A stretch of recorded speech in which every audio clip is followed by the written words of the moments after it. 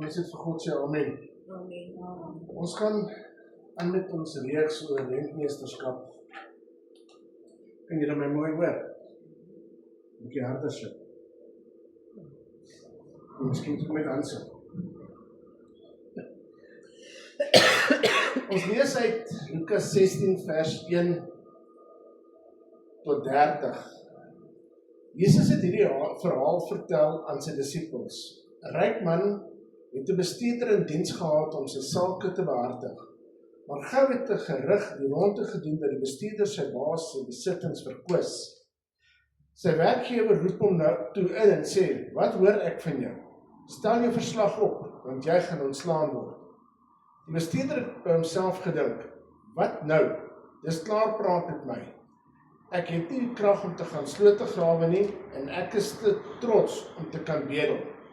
Ek het die oplossing. Dit gaan vir my boonop nog baie vriende besorg wat na my siel omsien as ek hier pad gee." Hy het toe elke persoon wat aan sy werkgewer geld geskuld het, ingeroep om die situasie te bespreek. Hy het vir die eerste een gevra, "Hoeveel skuld jy hom?" Die man het geantwoord, "Ek skuld hom 100 vat olyfolie." Die bestuurder sê toe, "Skeur op daardie skuldbrief en teken 'n ander ene vir 50. En hierdie skuld, en hoeveel skuld jy, my werkgewer?" Het hy vir die volgende persoon gevra. 100 sakke koring, was die antwoord. "Hier," het die bestuurder gesê, "vat jou skuldbrief en vervang dit met een vir 80 sakke. Die ryk man moes toe die oneerlike bestuurder prys, omdat hy so uitgeslape was. En dit is waar die mense van hierdie wêreld onder mekaar vindingryker is as die godsvreesende mense. Ek sê vir julle, gebruik julle wêreldse bronne tot voordeel van ander en maak so vriende. Op die manier sal julle vrygewigheid vir julle 'n beloning in die hemel verseker." Dit was tot by vers 9. Lees dan asseblief dan laaste stukkie weer. Ek sê vir julle, gebruik julle wêreldse bronne tot voordeel van ander en maak so vriende. Op die manier sal julle vrygewigheid vir julle 'n beloning in die hemel verseker. As ons vandag se tyd dit moet vergelyk, dan kan ons kyk na, ons vergelyk met Eskom. As ons na Eskom kyk, weet ons Eskom is in 'n tragiese posisie.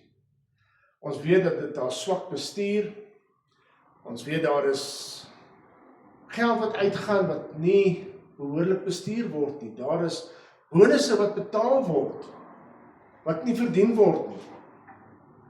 Maar, en ons is baie gewoonlik te sê daaroor, maar as ons dit met onsself moet vergelyk in vandag se tyd, en ons kyk hoe ons, dit wat God aan ons toevertrou het, bestuur, ons geld, ons tyd, ons liggame, ons families, ons werke.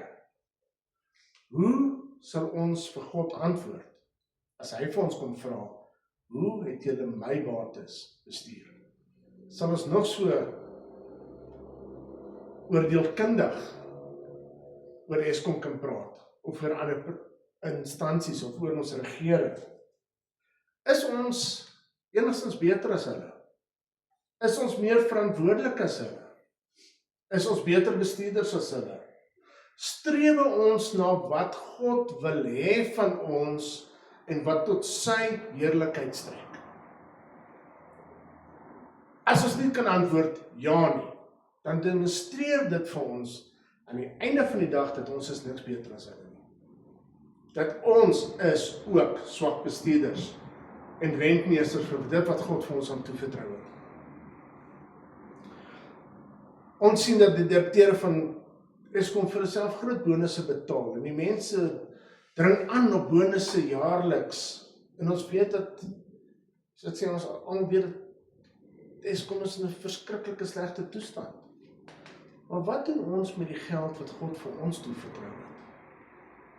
Hou ons dit vir onsself?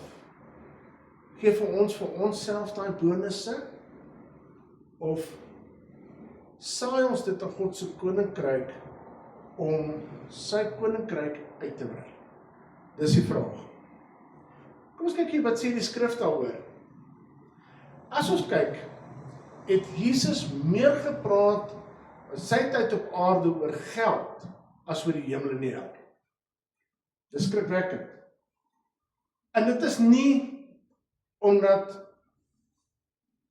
geld boos is nie, maar is omdat geld so maklike afgod word. Wat Jesus vir ons riglyne gee in die Nuwe Testament hoe om ons geld te bestuur.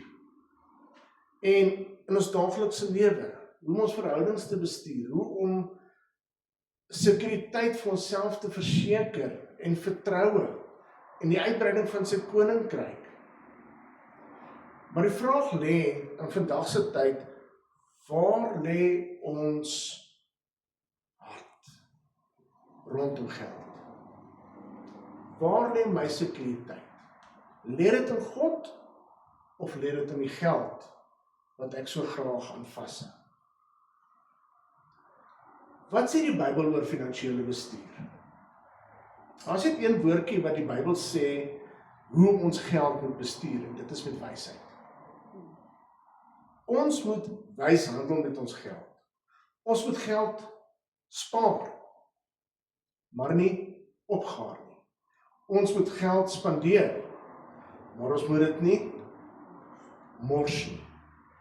Ons moet teruggee aan God met vreugde in die offers wat ons gee, want dit is, het ons gesê van die begin, dit alles behoort aan God. Niks behoort aan ons nie. So ons gee eintlik sy eie geld net terug, wat hy vir ons geleen het om sy koninkryk uit te brei. En dan die laaste een is, ons moet ons geld spandeer wat ons het om ander mense te help. Maar ons moet dit oordeelkundig doen onder die leiding van die Heilige Gees. Dit help nie ons gee vir almal net geld voor die voet nie. Ons help nie ons gee mense wat 'n dwelmafhanklikheid het, geld om die dwelmafhanklikheid te voed nie.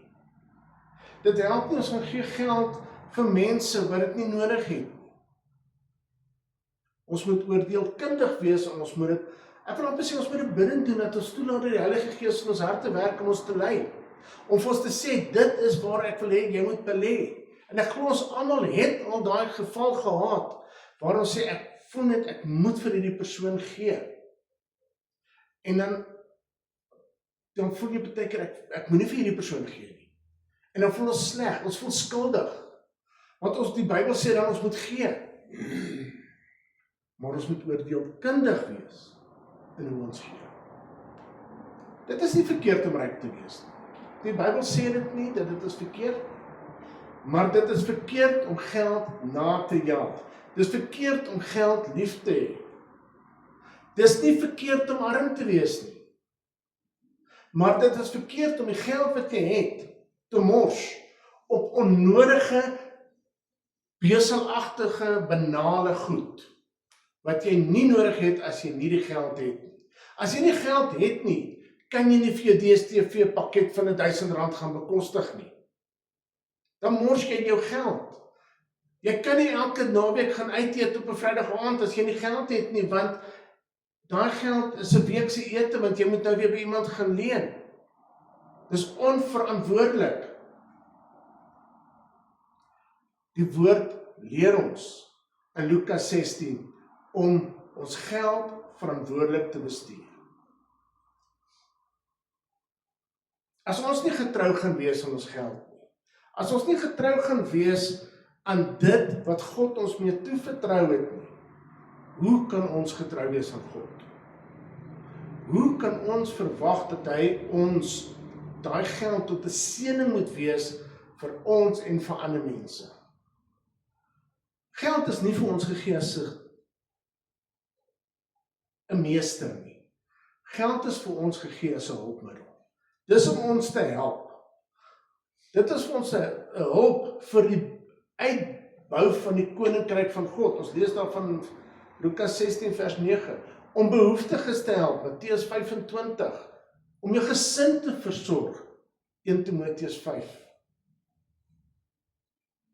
Markus 16 vers 15 sê, en hy het vir hulle gesê, gaan die hele wêreld in en verkondig die evangelie en gaan sy mensdom. Dis 'n opdrag.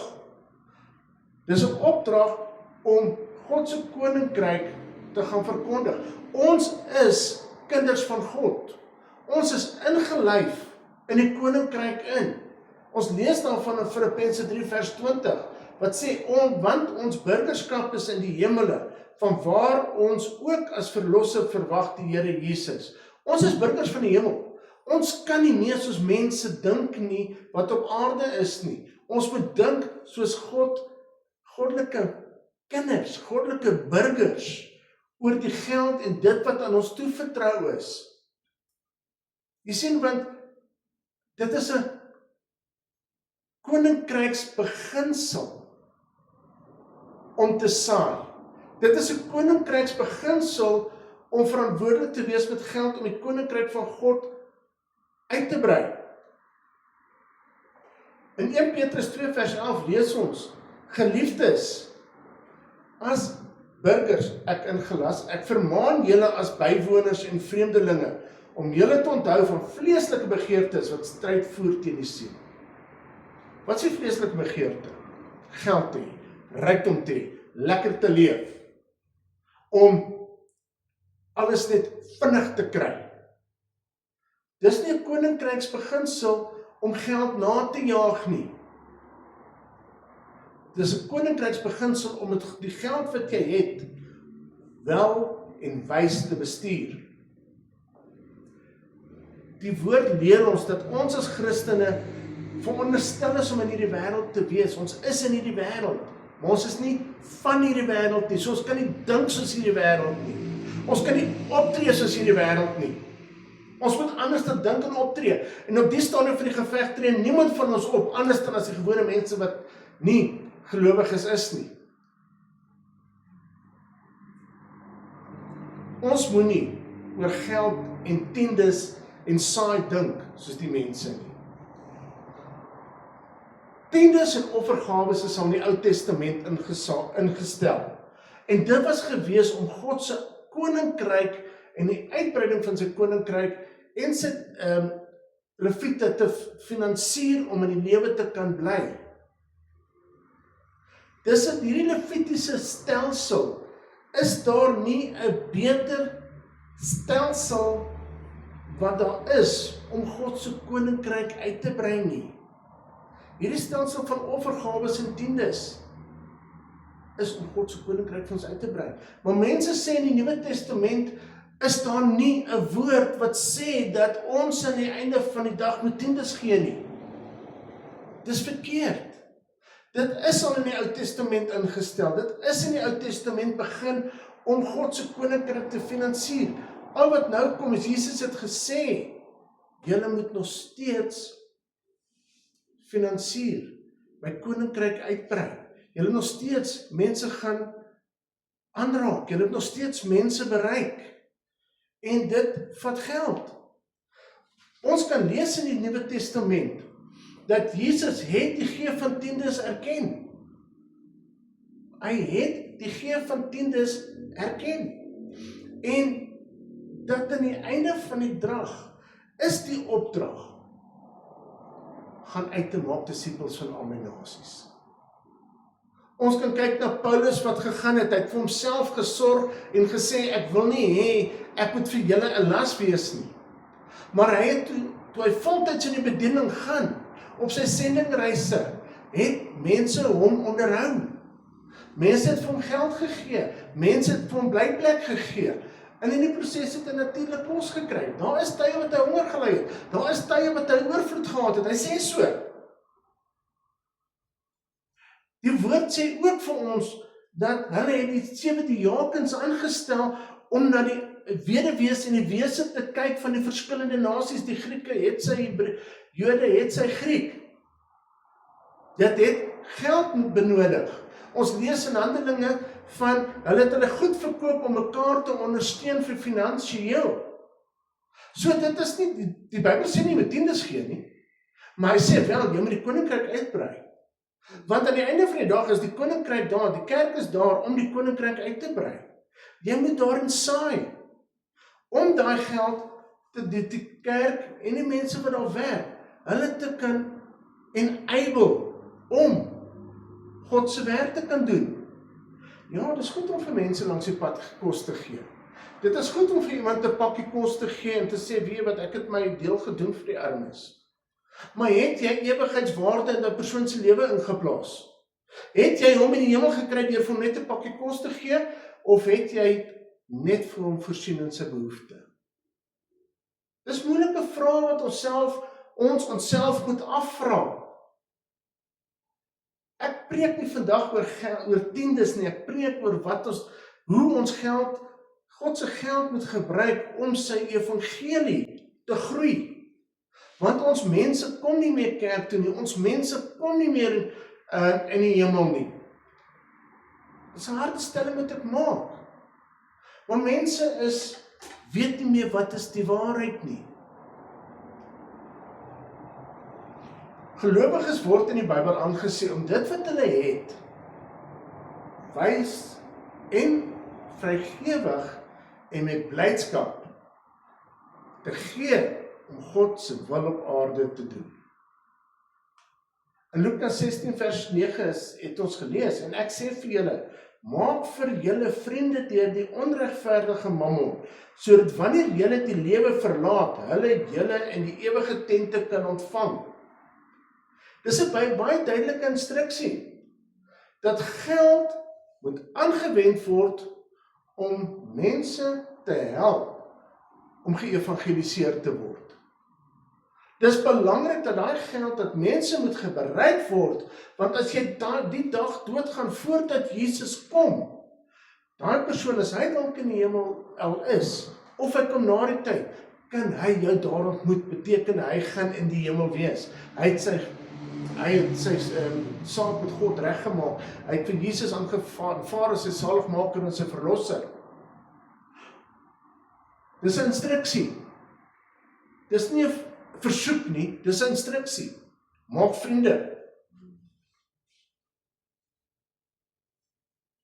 Die volgende ding is, maak ons van geld 'n afgod. 1 Petrus 2 vers 11 sê, geliefdes, ek vermaan julle as bywoners en vreemdelinge om julle te onthou van vleeslike begeertes wat stryd voer teen die siel. Wat is 'n vleeslike begeerte? Ek moet geld hê, ek moet ryk wees, ek moet oorvloed hê.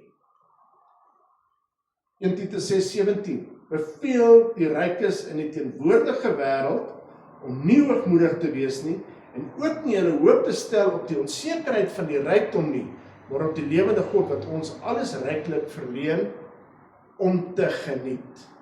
Geld is vir ons gegee om te geniet. Ons lees dit, maar ons moet nie op dit vertrou nie. Dit kan baie vinnig weggevat word. Ons lees baie keer van mense, sodra alles wat hulle het, hulle verloor, dan pleeg hulle selfmoord, hulle vermoor hulle gesinne.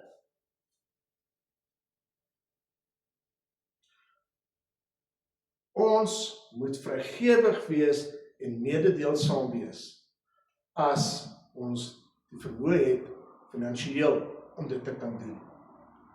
Ons moet ons skatte in die hemel bymekaar maak. Dis waar ons fundament vir die toekoms lê. Want dit is waar ons ewigheid lê, is in die hemel, nie hier op aarde nie, nie hier op geld nie. Ons moet ons vertroue in God plaas, nie op die rykdom waarvan ons nie verseker is nie. Iemand het eendag vir my gesê, die belangrikste ding waaroor 'n ryk persoon bekommer, wie is die volgende persoon wat sy geld gaan vat? Wie is die volgende persoon wat jou geld gaan vat? Dis 'n ryk man se bekommernis. Want hy moet elke keer met beter en met nuwe idees voorkom om geld te maak. Want iemand anders gaan dit dalk doen en dan moet hy geld maak, want anders gaan 'n persoon sy geld vat.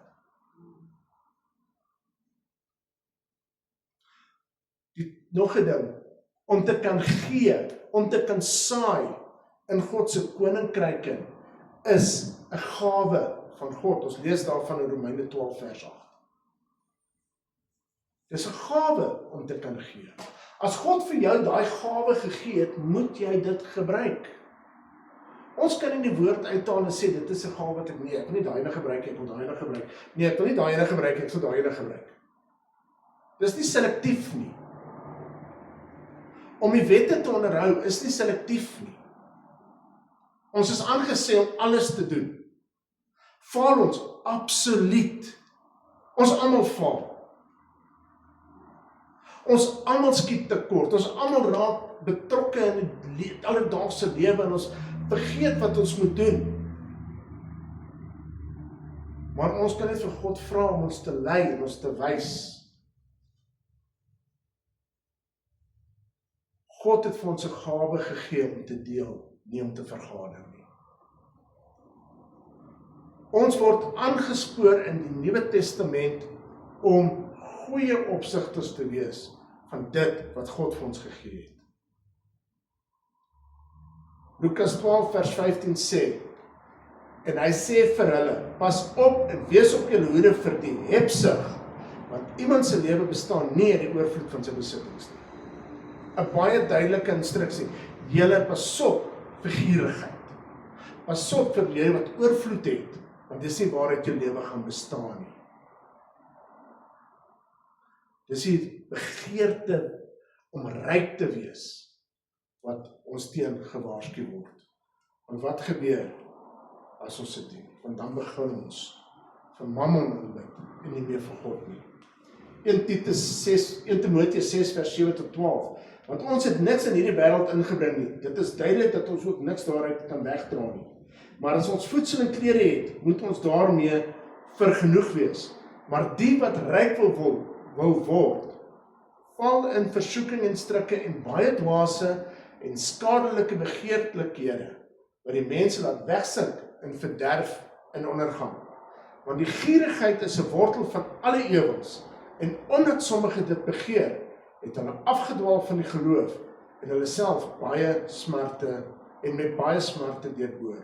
Maar jy, man van God, vlug van hierdie dinge af en jaag na die geregtigheid, godsaligheid, geloof, liefde, lydsaamheid en sagmoedigheid.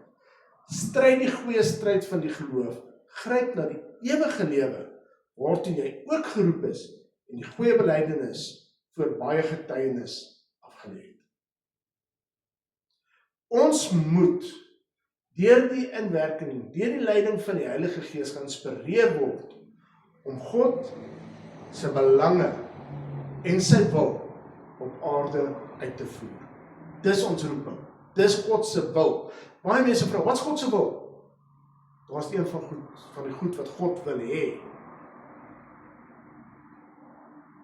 Ons is nie veronderstel om gierig te wees en deur die liefde vir geld beheer te word nie. Maar as geld, as gierigheid, die mens beheer, dis wanneer dinge begin verkeerd gaan. Ons kan kyk aan die Ou Testament.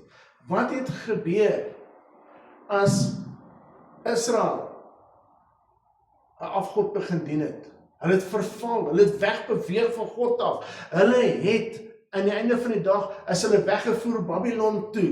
Hulle is, ek wil nie sê gestraf nie, maar hulle het God se seëning en beskerming gemis. Die woord sê hulle het met sonde gehoreer. Maar wat gebeur in vandag se tyd? Wat gebeur in vandag se tyd as ons na ons eie lewe kyk? Wat doen die afgode diens in ons wêreld? En as ons net na geld moet kyk, waar kom oorlog vandaan? Waar die nydigheid wat geld veroorsaak, die diefstal, die egskeidings, al die goed oor geld. Want dis wat mense se lewens oorneem. Dan wonder hulle hoekom gaan my lewe verkeerd. Want sy fokus is op die verkeerde plek.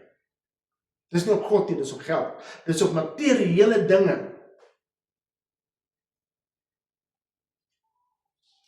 Jy sien, gierigheid en selfliefde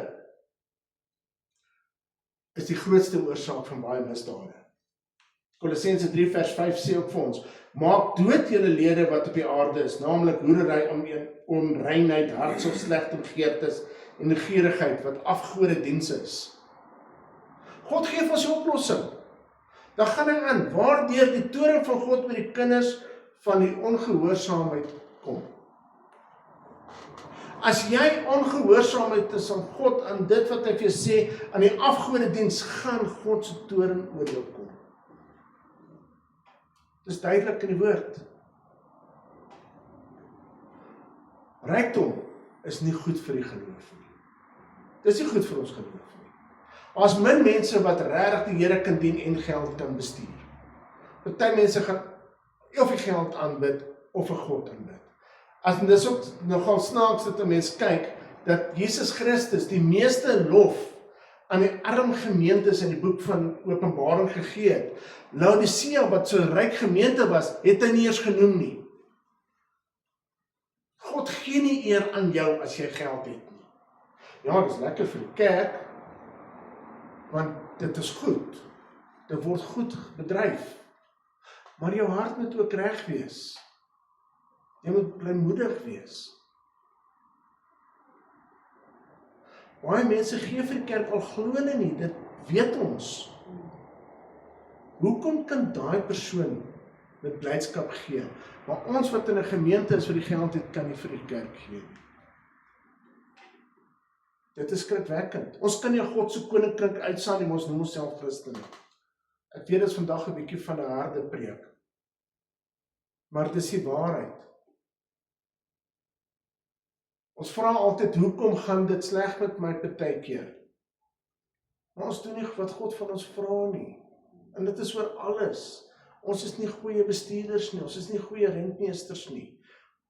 En ons kan kyk in hierdie hele reeks wat ek nou van praat. Ek praat nie net oor vandag se preek nie.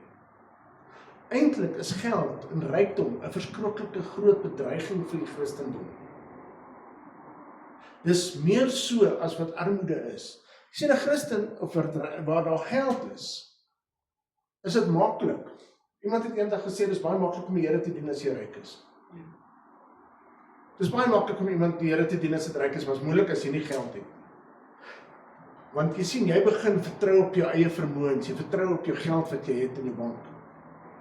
Maar die arme persoon vertrou elke liewe dag op God vir sy daaglikse brood.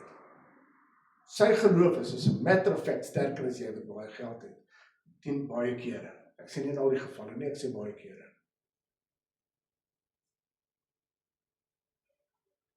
Volgens Prediker 5 vers 9 sê dit dat rykdom is nooit genoeg om iemand tevrede te stel nie.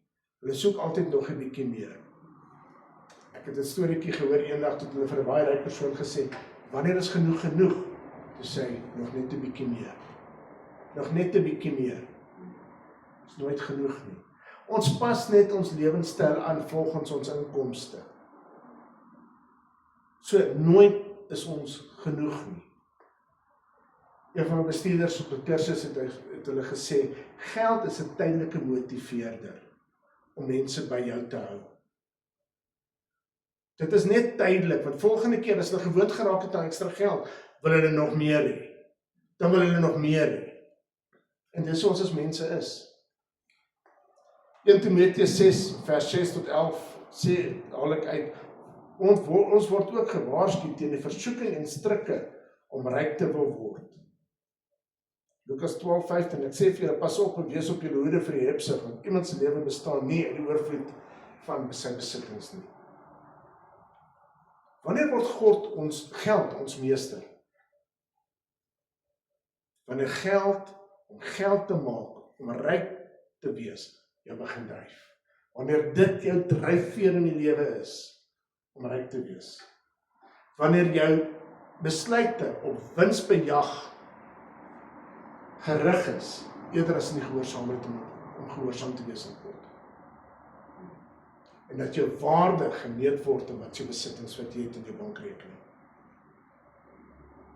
Dis wanneer God jou meester is. En ons moet onsself afvra, is dit die geval in my lewe? Kom ons kyk na 'n Bybelse voorbeeld. Die ryk jong man van Markus 10 vers 21 tot 23. En Jesus het hom aangekyk en hom lief gekry en vir hom gesê, een ding kom jy kort, gaan verkoop alles wat jy het en gee dit aan die armes en jy sal 'n skat in die hemel hê. Kom dan hier, neem die kruis op en volg my. Maar die ryk jong man het treurig geword oor die woord en bedroef weggegaan want hy het baie besittings gehad. Toe kyk Jesus rond en sê vir sy disippels, hoe beswaarlik sal hulle wat goed besit, in die koninkryk van God ingaan. Hoekom? Jy sien, baie keer sit ons soos wat Karl Adam gesê het in die video, fan or a follower. Dat ons is net 'n fan in die kerk. Ons is nie 'n follower nie. Ons wil nie opgee dat wat ons lewe gemaklik maak nie. Ons wil Jesus volg, maar op ons voorwaardes.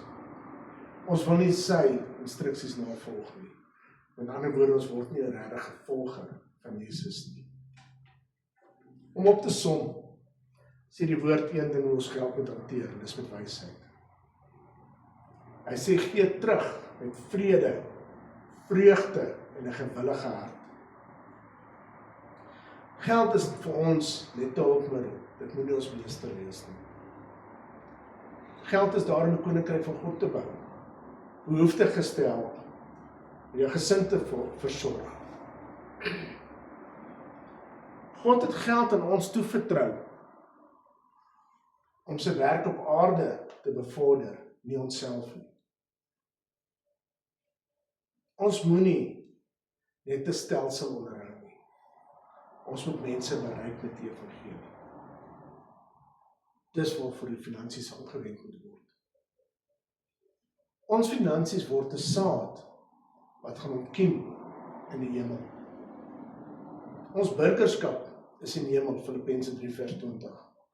So ons moenie oor geld dink soos die wêreld nie. Ons moet oor geld dink as burgers van God se koninkryk. Kom ons sluit ons op. Liewe Here, ons sê vir dankie. Ons sê dankie dat U vir ons goed is. Dankie dat U vir ons lief is. Dankie dat U ons leer. Here, dat soos ons sê, ons het hierdie wette. Here, maar as ons mooi daarna kyk, is dit om ons te beskerm. Dit is om ons te help, om nie seer te kry nie, om nie te verval in die greep van die vyand nie. Dat hy nie beheer kan hê oor ons lewe nie. Dat hy nie kan ons afrokkel van U af nie, God. Here, maar ons verval. As ons kyk, en dan is ons so ver te kort. Here, help ons. Dat Heilige Gees wat inwonend in ons is, ons oortuig dat ons moet verander. Here, dat ons op U kan vertrou.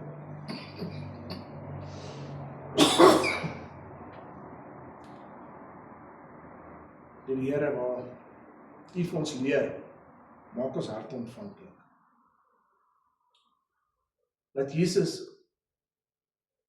dit wat hy vir ons gedoen het, vir ons kan met eerlikheid sê, Abba Vader, hierdie kind is in my, en hy is in U, want ek is ook in U. Vader, help ons gedagtegang te verander. Help ons om ons siening oor die lewe te verander, dat ons regtig soos burgers van die koninkryk van God te kan begin leef en dink as lief. Ek bid dit in Jesus naam. Amen. Sien in die naam van die Vader, die Seun en die Heilige Gees. Dat God se gesig oor julle skyn hierdie week. Dat sy liefde en barmhartigheid oor julle skyn. Dat Heilige Gees se openbarings teenwoordigheid in julle leef en dat hy vir julle verander. Amen.